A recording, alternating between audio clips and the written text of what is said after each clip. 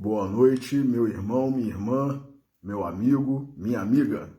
Você que nos acompanha na página Pregações Espíritas no Facebook e também você que está inscrito no canal Pregações Espíritas no YouTube.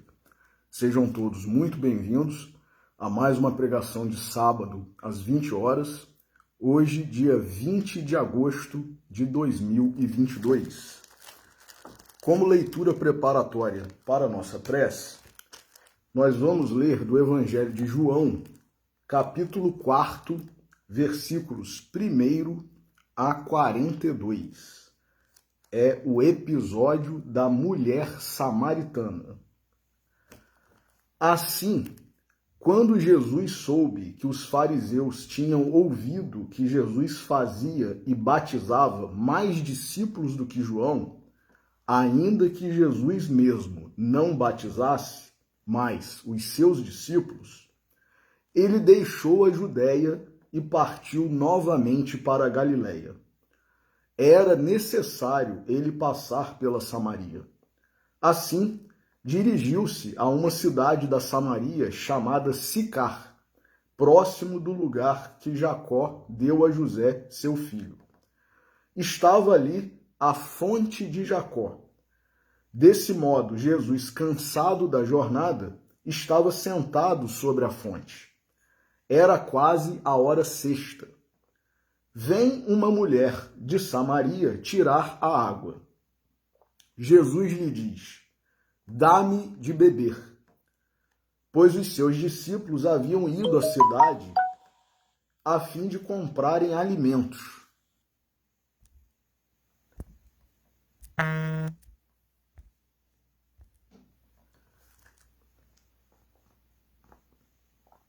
Assim, a mulher samaritana lhe diz: como tu, sendo judeu, pedes de beber a mim, que sou mulher samaritana? Pois judeus não se associam com samaritanos.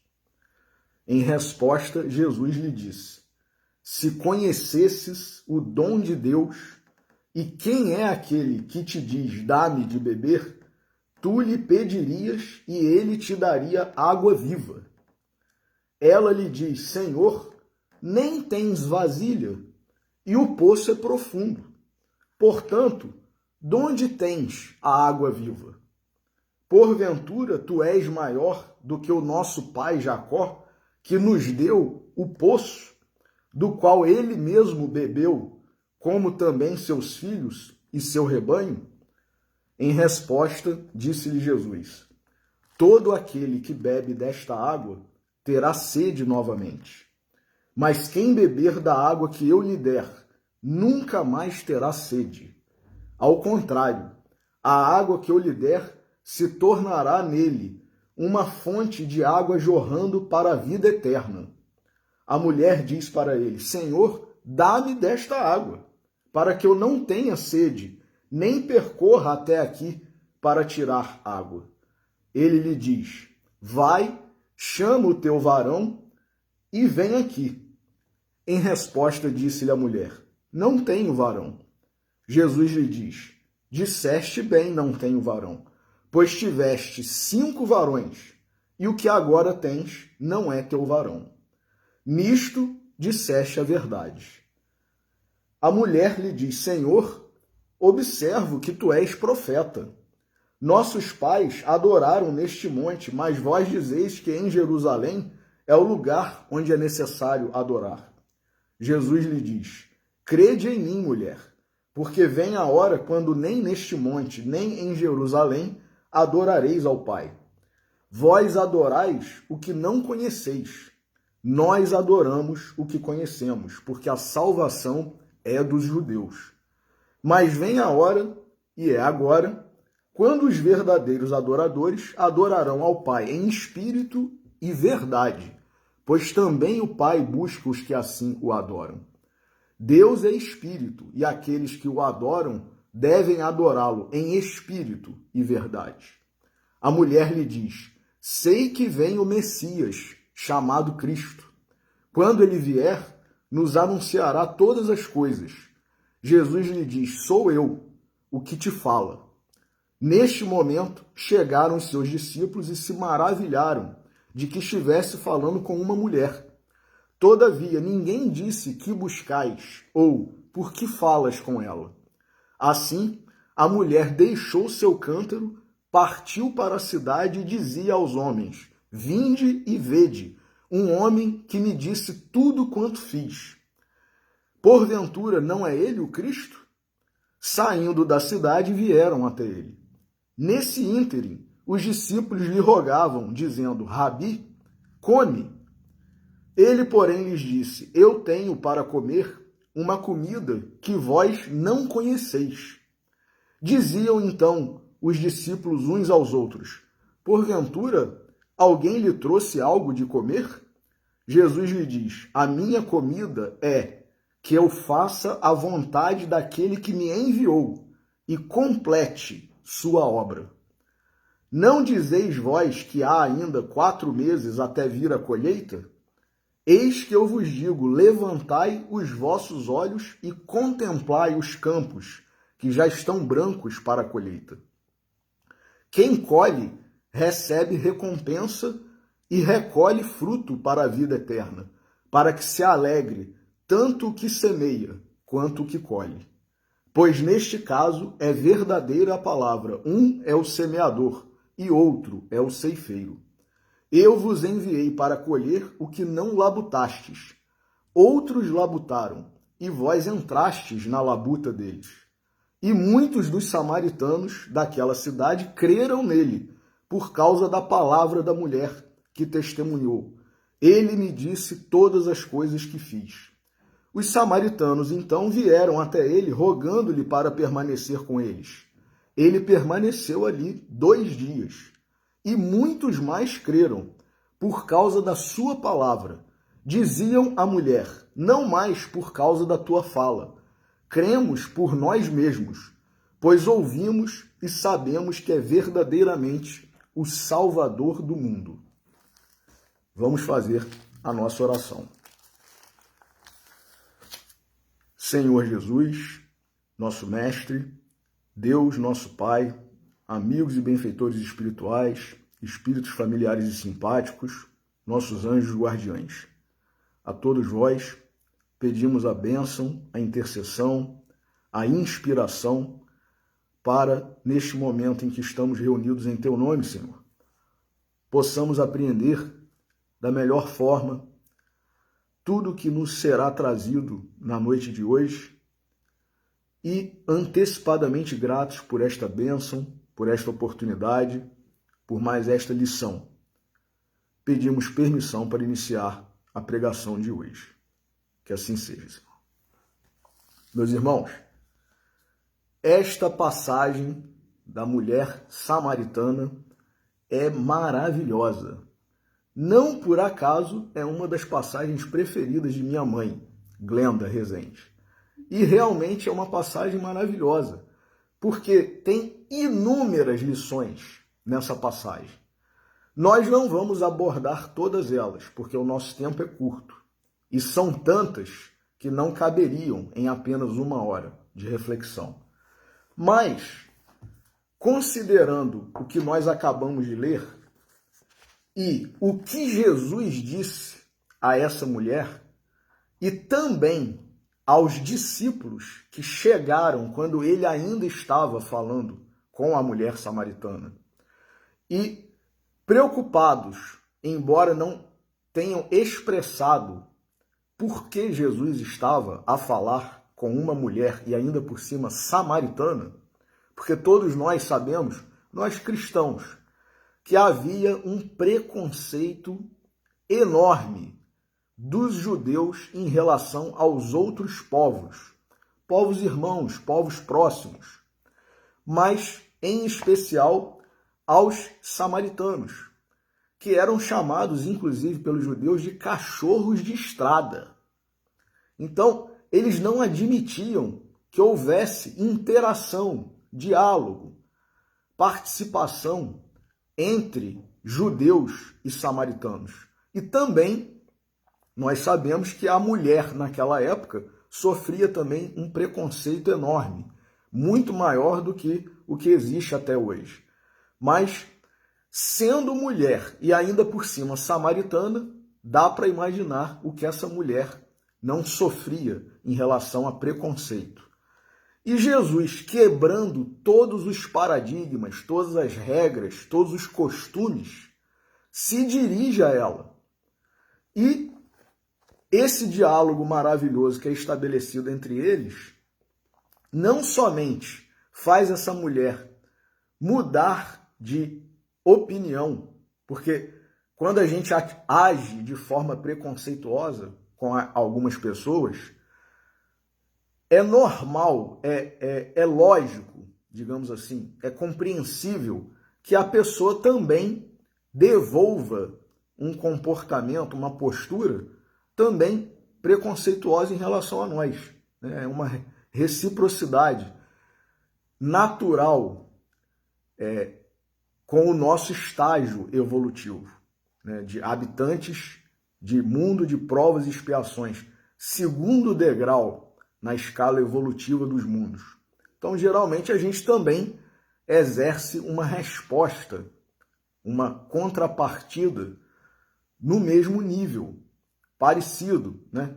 Então, havia também essa, tanto que ela própria, quando Jesus se dirige a ela, ela fala, como tu, sendo judeu, né, pedes a mim, que sou mulher samaritana, de beber.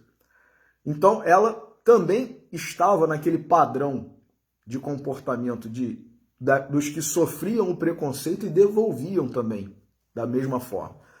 E Jesus começa esse diálogo maravilhoso, interessantíssimo, e ela começa a mudar a sua opinião em relação aos judeus, de uma forma geral. E chega num ponto que ela percebe que Jesus é o Cristo. Porque não somente ele diz, sou eu, este que vos fala, mas ela viu que ele tinha o dom da profecia, porque ele disse que ela já tinha tido 5 maridos, e esse com quem ela estava convivendo agora, não era marido. Então ela percebeu que não foi apenas uma fala, né, uma ostentação, por exemplo, né, que poderia ser o julgamento de muitos, como era, né, quando Jesus se dizia o próprio Cristo, o próprio Messias. Por isso, inclusive, foi crucificado, porque os fariseus, os sacerdotes, os líderes religiosos da época não aceitaram isso. Né? Como este, que é o filho do carpinteiro, né? De Nazaré pode vir alguma coisa boa? Uma vez foi perguntado Jesus dentro do templo, dentro da sinagoga, né? Então havia um preconceito em relação a essa condição real de Jesus ser o Messias, o Cristo Salvador. Então ela viu que não foi apenas uma fala de Jesus, era a verdade. Era a verdade. E por causa disso, ela começou a mudar a sua forma de ver, sua forma de pensar em relação aos judeus e principalmente em relação àquele homem judeu que estava diante dela, que não era somente mais um homem judeu, era nada mais, nada menos que o nosso Salvador, Jesus Cristo. E então, Jesus fala para ela. É muito interessante porque, inicialmente, no diálogo, ela não consegue alcançar o que Jesus está dizendo. Ele havia pedido a ela, para ela conceder, né, doar um pouco daquela água que estava no poço para ele, porque ele estava sentado ali, como que descansando, em razão da sua viagem. E ela questiona, né, por que ele estava se dirigindo a ela como mulher samaritana. E aí ela fala, ou melhor, Jesus fala que se ela soubesse quem estava falando com ela e se ela conhecesse o dom de Deus, ela não apenas daria aquela resposta como ela deu. Ela pediria a Jesus que ele desse água a ela. E aí ela não entende. E ainda responde, ué, tu não tens vasilha? Jesus não estava com um cântaro, um balde, um recipiente para pegar a água nesse poço. Não tens vasilha, não tens balde, não tens como pegar a água no poço. E como que tu me darias esta água? E ainda Jesus diz que essa água que ele daria a ela seria uma água que faria com que ela nunca mais tivesse sede.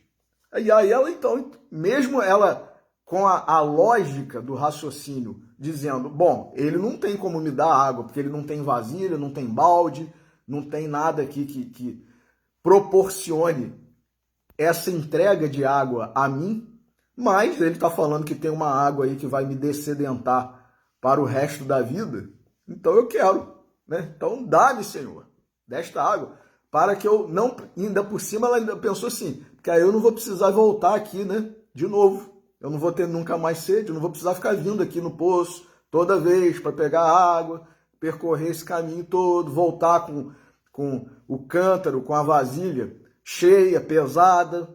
Então eu não quero nada disso, eu quero essa água aí. E aí Jesus dá uma lição maravilhosa para ela, né? Que é a água viva. Não é essa água potável H2O, né, que a gente bebe todos os dias para nós nos hidratarmos, né, para nós sobrevivermos, para que as funções orgânicas do nosso corpo, do nosso organismo, permaneçam, né, em funcionamento, em equilíbrio. Não é essa, é a água viva, a água do Evangelho, a água da palavra de Deus. E aí, logo em seguida, chegam os discípulos de Jesus, preocupados também, porque sabiam que Jesus havia feito uma viagem considerável, né, percorrido uma distância considerável, uma viagem longa, e ele estando ali a descansar, estabelecendo esse contato, esse diálogo com essa mulher, e não tendo nada que aparentasse que Jesus tivesse bebido água ou comido algum alimento, eles perguntam a Jesus, né, se ele queria comer alguma coisa, né, se ele precisava de alimento. E aí, o próprio Cristo, ainda no mesmo contexto do diálogo com a mulher, ele fala para os discípulos que o alimento dele, vamos reler aqui, eu tenho para comer uma comida que vós não conheceis. E aí também deve ter gerado uma curiosidade enorme, assim como aquela mulher ficou interessada nessa água que fazia com que ninguém tivesse sede mais. Que comida é essa, né, a que Jesus está se referindo? Será que é um prato novo, né, uma culinária exótica e tal? Os discípulos não entenderam. E aí eles ainda ficaram entre si, conversando sobre aquela fala de Jesus. Porventura, alguém lhe trouxe algo de comer? E aí Jesus responde, a minha comida, olha que interessante, meus irmãos, e que profundidade, a minha comida é que eu faça a vontade daquele que me enviou e complete sua obra. Que maravilha! Quer dizer, o nosso alimento, o que faz nós sobrevivermos espiritualmente, não é nem H2O e nem nutriente, proteína, carboidrato, vitamina. É alimento e bebida espiritual. Então, com base nisso, nós vamos ler do livro Em Torno do Mestre, de Vinícius, o capítulo intitulado O Sumo Bem. O Sumo Bem. Distribuir o pão do Espírito é incontestavelmente a caridade por excelência, o bem excelso que nos é dado fazer à humanidade. Não existe outro meio de atendermos às grandes necessidades do homem. Não há fortuna bastante vultosa para acudir aos reclamos materiais de todos os indigentes, de todos os sofredores e miseráveis. Não há fortuna bastante vultosa para acudir aos reclamos materiais de todos os indigentes, de todos os sofredores e miseráveis. E aí, antes de nós continuarmos, nós vamos fazer um pequeno parênteses aqui. Se Vinícius está a afirmar isso, será que isso é apenas a opinião dele? Não há fortuna suficiente. Ou seja, se nós reuníssemos todas as riquezas do mundo, seria suficiente para solucionar o problema da pobreza, da miséria, da fome? O que Vinícius disse aqui foi que não seria suficiente. Isso é uma opinião somente dele? É uma opinião isolada, contrária ao que se tem por verdade? Vejamos o que fala o Livro dos Espíritos em relação a esse assunto.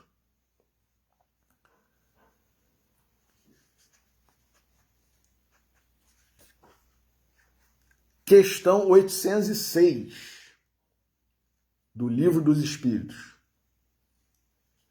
O subtítulo do capítulo 9 da parte 3ª. Subtítulo: Desigualdades Sociais. Questão 806. É lei da natureza a desigualdade das condições sociais? Não. Não é lei da natureza, meus irmãos. Resposta dos espíritos superiores. É obra do homem e não de Deus. Aí Kardec ainda faz mais uma pergunta, que é a 806A. Algum dia essa desigualdade desaparecerá?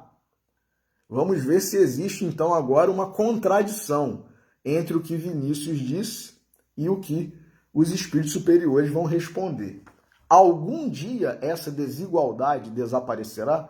Desigualdade social, desigualdade das riquezas. Eternas, somente as leis de Deus o são.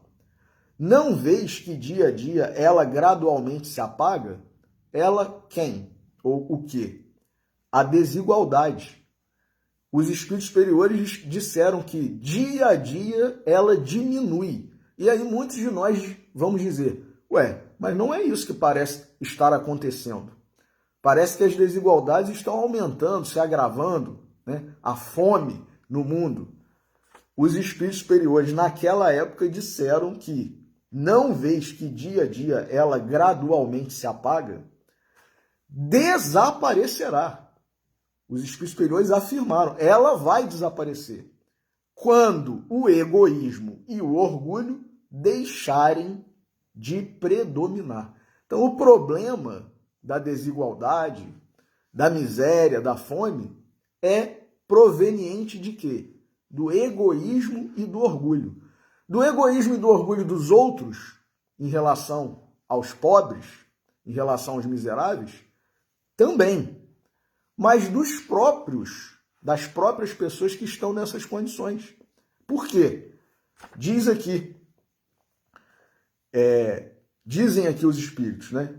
Restará apenas a desigualdade do merecimento. Olha aí, desigualdade do merecimento. E hoje em dia há uma aversão, um pavor a essa palavra, merecimento, meritocracia. Que isso, né? Que coisa ridícula e tal. Bom, quem está dizendo são os espíritos superiores, meus irmãos. Restará apenas a desigualdade de merecimento. Na vida espiritual, na lei de Deus, na justiça divina, o merecimento, a meritocracia existe sim.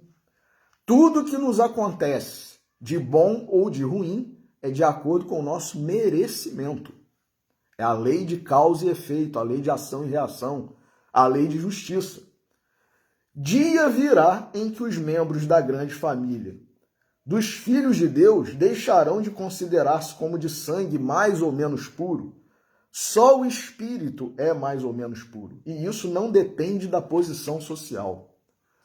Depois, na questão 808, desigualdade das riquezas. A desigualdade das riquezas não se originará das faculdades em virtude da qual uns dispõem de mais meios de adquirir bens do que outros? Então, se a pessoa já tem uma propensão a mais condição financeira, ou se porque nasceu numa família rica, ou veio com dons, com talentos que outros não vieram acompanhados desses dons, desses talentos, e por isso conseguiram amealhar riqueza, produzir muito, em detrimento de outros que não conseguiram. Kardec então perguntou, isso não é por causa da diversidade de faculdade? E aí os espíritos superiores responderam, sim e não. É por causa da diversidade de faculdades. Não por acaso Jesus contou a parábola dos talentos.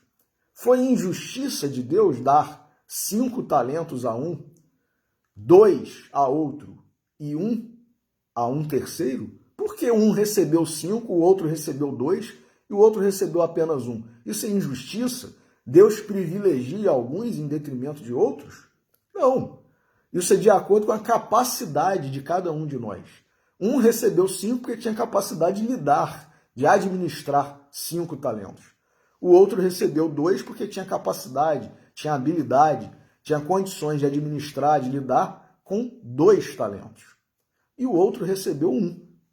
Agora, cada um agiu de uma forma. Então, a faculdade que São Paulo nos disse de outra forma, a diversidade de carismas, é isso. Cada um está numa condição, cada um tem uma capacidade, cada um tem uma habilidade, cada um tem uma aptidão. Por isso existem essas várias profissões, essas várias atuações na vida.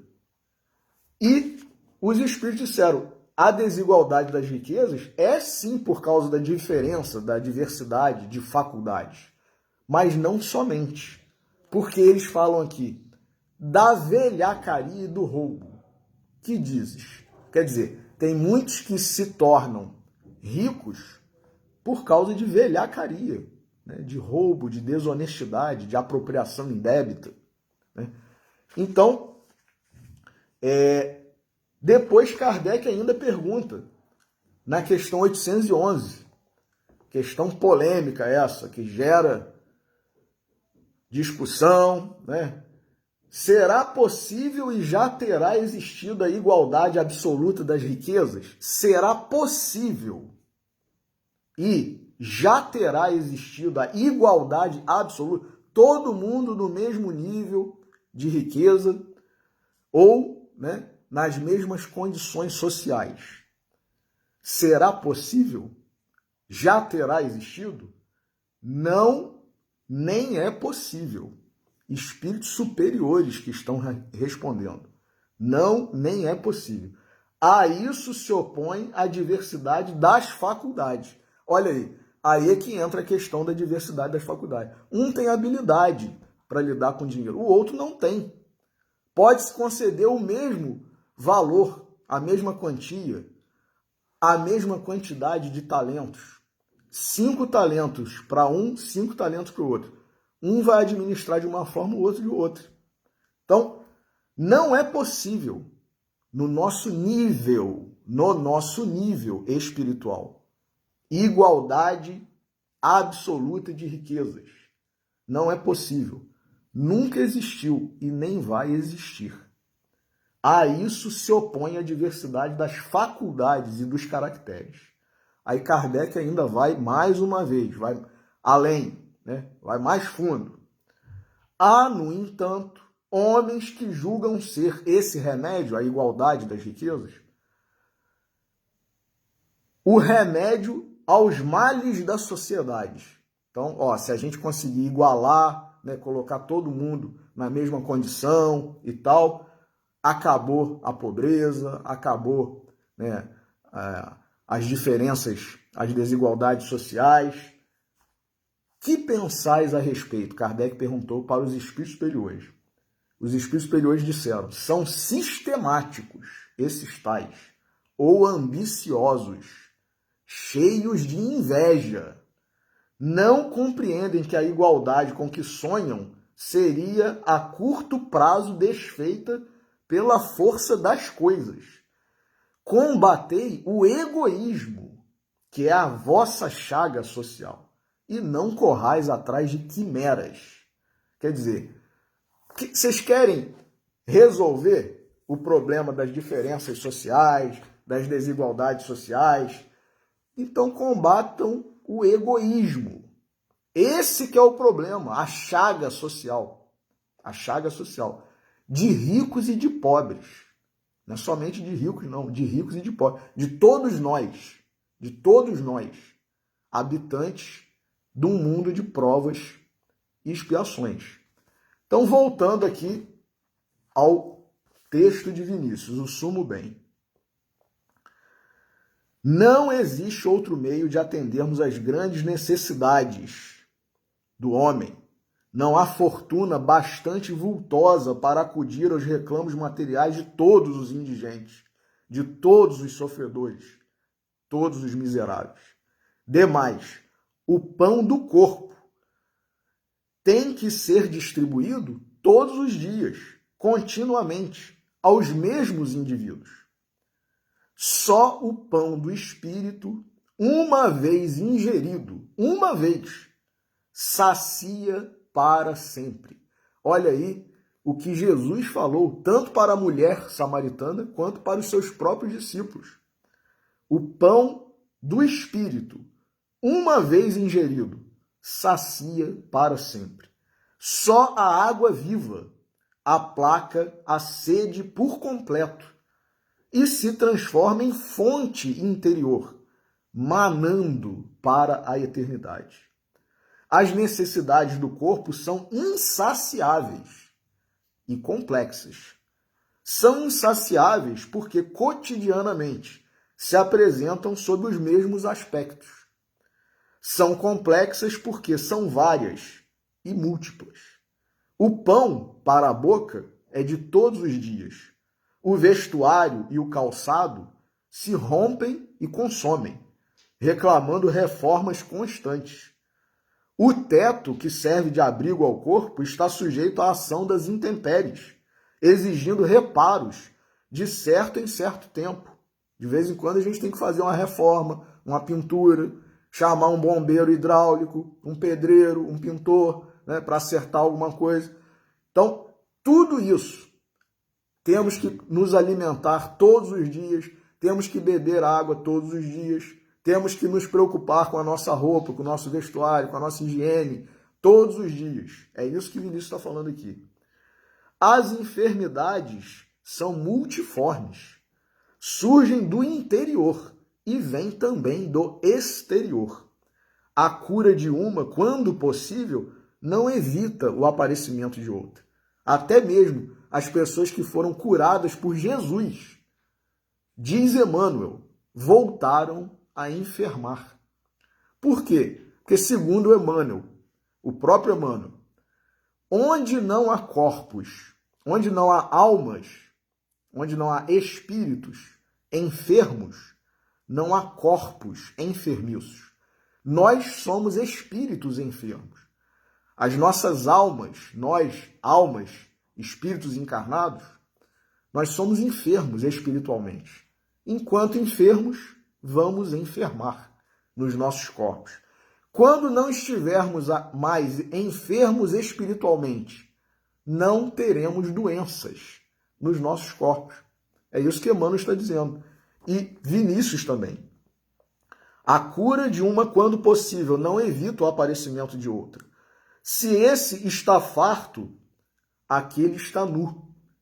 Esta criança goza saúde, aquela não tem ninho onde se refugie. nem afetos, nem conchegos. Esta mulher tem roupa e pão, mas é enfermiça e fraca. E assim, ora o pão, ora o fato, ora o lar, ora o médico, ora o remédio. Os reclamos do corpo jamais cessam e nunca se resolvem. Nunca se resolvem. O pão do Espírito soluciona todos os problemas. O pão do Espírito soluciona todos os problemas. Quanto mais o espalhamos, mais se aumenta em nosso celeiro. Olha que maravilha, meus irmãos. Esse pão não está sujeito às contingências do número. Não tem peso, não tem medida. Atira-se às multidões a mancheias. Todos o apanham e dele se servem, segundo suas necessidades pessoais. É, ao mesmo tempo, alimento, vestuário, calçado, teto, lar, saúde, conforto, consolação, coragem, fortaleza. É tudo porque é luz. Só a luz revela as causas dos nossos males. Sublata causa, tolitur effectus. É uma expressão em latim que Vinícius usa aqui. Sem causa não há efeito. Sublata causa, tolitur effectus. Tudo preenche, porque é amor. Só o amor encerra em si mesmo a plenitude das plenitudes. O pão do Espírito é maravilhoso. Palavras de Vinícius, meus irmãos. Nunca se acaba nas mãos de quem o recebe. Olha aí, ele não é consumível. O pão do Espírito nunca se acaba nas mãos de quem o recebe. Multiplica-se nas mãos de quem o espalha. Com 5 pães desses, Jesus saciou mais de 5.000 famintos. E não precisava de tantos. Bastava-lhe um somente. Olha aí que maravilha. Jesus, com esse amor que vem diretamente de Deus, a encarnação do amor de Deus. Com um pão, ele poderia ter feito o milagre da multiplicação, embora tenham sido utilizados 5 pães e 2 peixes, né? Bastava-lhe um somente. Tanto é assim que restaram ainda 12 alcofas, 12 cestos de sobejos, né, de sobra. Este prodígio é a alegoria do pão do céu que ele trouxe ao mundo para sanar todos os seus males e flagelos. Olha aí, meus irmãos, Jesus veio para resolver esses problemas que permanecem até hoje. E por que não foram resolvidos esses problemas? Por causa de Jesus? Não. Não foram resolvidos por nossa causa. Nós não soubemos, não sabemos aproveitar, comer desse pão, beber dessa água, que está disponível até hoje e sempre estará. Então, Vinícius está dizendo aqui, ele trouxe ao mundo para sanar todos os seus males e flagelos do mundo. Da distribuição de semelhante pão é que incumbiu a seus discípulos. Quando estes consideraram os milhares de estômagos vazios, assediando o mestre no deserto, disseram-lhe, despede-os, Senhor. Já vai o dia em declínio. E onde acharemos pães para tanta gente? Alimentai-os, retrucou o Cristo de Deus. Eles, porém, não perceberam de que espécie de pão Jesus falara. Por isso está o mundo até hoje cheio de famintos, de nus, de enfermos, de órfãos, de viúvas, de indigentes e de miseráveis. Ainda não se deu conta do meio único de atender e assistir a todos esses carentes. não há mais hospitais, nem médicos, nem remédios para tantos enfermos. Não há asilos para tanta orfandade e para tantos desamparados. Não há pão para tantos famélicos. Não há tetos para tantos desabrigados. Nem há fatos para tanta nudez. Nem há consolação para tantos aflitos. Precisamente porque escasseiam os distribuidores do pão espiritual. Precisamente porque os despenseiros do Cristo ainda não compreenderam a ordem do Mestre e julgam que o emprego de outros processos possam conjurar os males do século. A gente fica buscando solução nas coisas do mundo, meus irmãos. Na política, na filosofia, na ideologia, no partido político, nisso, naquilo, na teoria. A solução está em Jesus, meus irmãos. A solução está em Jesus. Vou repetir. Não há pão para tantos famélicos, nem tetos para tantos desabrigados, nem há fatos para tanta nudez, nem há consolação para tantos aflitos, precisamente porque escasseiam os distribuidores do pão espiritual, precisamente porque os despenseiros do Cristo ainda não compreenderam a ordem do Mestre e julgam que o emprego de outros processos possam conjurar os males do século. Jesus disse, Mateus, capítulo 6, versículo 33, buscai primeiro o reino de Deus e a sua justiça, e todas as outras coisas vos serão acrescentadas. E a gente faz o contrário. Busca primeiro todas as outras coisas, e em último lugar, o reino de Deus e a sua justiça. Diz Vinícius, só o pão do Espírito soluciona efetivamente os problemas da vida, neste e no outro plano. Olha aí, porque tem gente que vai dizer assim, Rafael virou um romântico, né? Utópico, está dizendo agora que se a gente buscar, né, as coisas espirituais, eu vou saciar minha fome, eu vou me curar da minha doença, eu vou... Meus irmãos, na medida em que nós buscamos, recebemos, apreendemos, usamos da forma correta esse pão espiritual, essa água viva, nós evoluímos.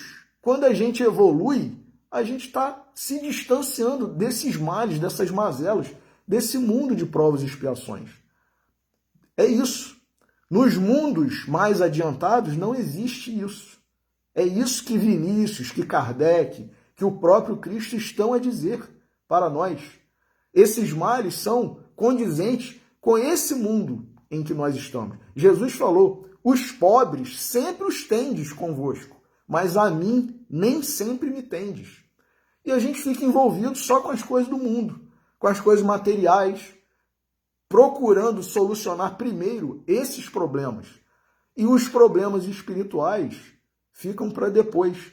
Então a gente fica numa corrida de ratos, não sai. Né? É igual o hamster naquela rodinha lá, não sai daquilo ali. Parece que está andando, parece que está correndo, parece que está saindo do lugar, está gastando muita energia, está fazendo muita coisa, mas não está fazendo nada. Porque o que a gente tem que fazer é espiritual. Então, só o pão do Espírito soluciona efetivamente os problemas da vida, neste e no outro plano. Só o pão do Espírito pode acabar com as misérias do mundo. Por isso que os males que afetam a matéria têm origem na alma. Quando combaterdes o egoísmo, disseram os espíritos superiores, quando combaterdes o egoísmo, todos esses males desaparecerão. Espalhando, portanto, o pão da terra, olha aí, Vinícius não está dizendo, não é para ninguém fazer caridade mais, ninguém dá um pão a quem tem fome, ninguém dá um remédio a quem está doente, ninguém dá um agasalho, né? uma roupa para quem está nu, quem está passando frio. Não é nada disso. Olha como Vinícius termina. Espalhando, portanto, o pão da terra. Não esqueçamos o pão do céu. Este sintetiza o bem dos bens. O bem por excelência. O sumo bem, que é o nome, né, o título do capítulo. O sumo bem que nos é dado fazer a outrem.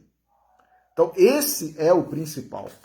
Então, no Evangelho segundo o Espiritismo, capítulo 13, intitulado Não saiba a vossa mão esquerda o que dá a vossa mão direita, existe uma mensagem na parte de instruções dos Espíritos, a caridade material e a caridade moral.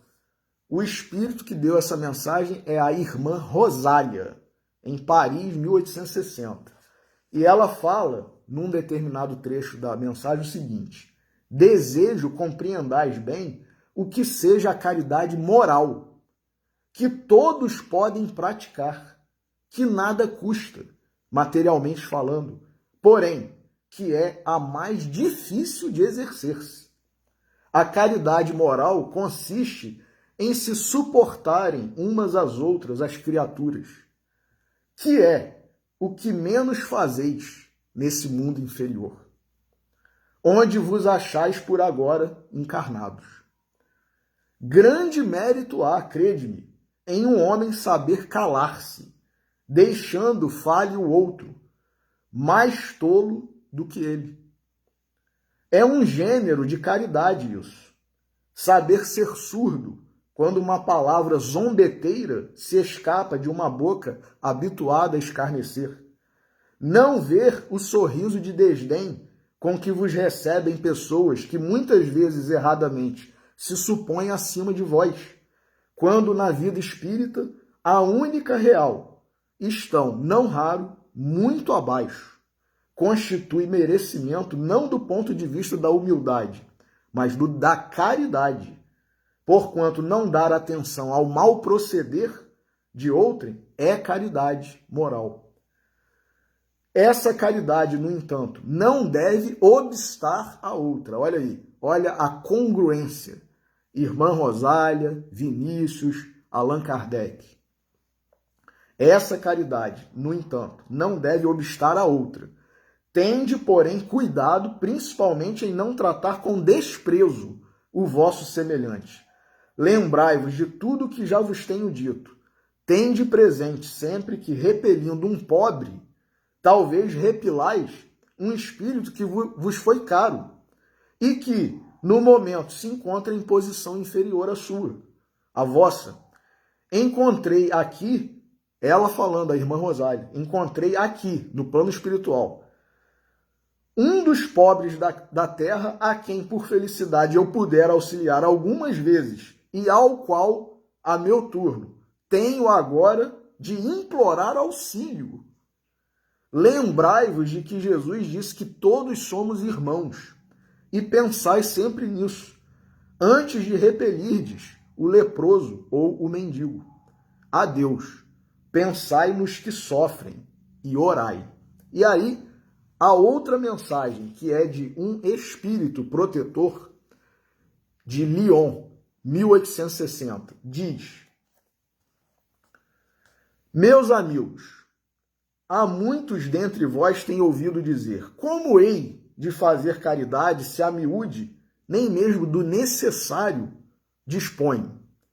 Amigos, de 1000 maneiras se faz a caridade. Podeis fazê-la por pensamentos, por palavras e por ações. Por pensamentos, orando pelos pobres abandonados que morreram sem se acharem sequer em condições de ver a luz. Uma prece feita de coração os alivia. Por palavras, dando aos vossos companheiros de todos os dias alguns bons conselhos, dizendo aos que o desespero, as privações, azedaram o ânimo e levaram a blasfemar do nome do Altíssimo: eu era como sois, sofria, Sentia-me desgraçado, mas acreditei no Espiritismo. E vede, agora sou feliz. E não somente para quem é espírita, não. Não somente, mas acreditei no Espiritismo, mas acreditei em Jesus, mas acreditei em Deus. E agora sou feliz. Aos velhos que vos disserem, é inútil, estou no fim da minha jornada, morrerei como vivi, dizei, Deus usa de justiça igual para com todos nós. Lembrai-vos dos obreiros da última hora. Olha que maravilha. Falar para uma pessoa idosa, né, que está se achando no fim da vida. Deus usa de justiça para com todos. Lembrai-vos dos obreiros da última hora. As crianças já viciadas pelas companhias de que se cercaram e que vão pelo mundo, prestes a sucumbir às más tentações, dizei, Deus vos vê, meus caros pequenos, e não vos canseis de lhes repetir essas brandas palavras. Elas acabarão por lhes germinar nas inteligências infantis, e em vez de vagabundos, fareis deles homens. Também isso é caridade. Dizem outros dentre vós, ora, somos tão numerosos na terra que Deus não nos pode ver a todos. Escutai bem isto, meus amigos. Quando estais no cume da montanha, não abrangeis com o olhar os bilhões de grãos de areia que a cobrem? Pois bem, do mesmo modo, nos vê Deus. Olha aí, Deus não esquece de ninguém, não está sem ver ninguém. Todos nós somos alcançados pelo amor, pela misericórdia de Deus. Todos nós. E aí termina, né, esse espírito protetor dizendo, meus amigos, a cada regimento novo, o general entrega um estandarte. Eu vos dou por divisa esta máxima do Cristo. Amai-vos uns aos outros. Observai esse preceito. Reuni-vos todos sob essa bandeira e tereis ventura e consolação.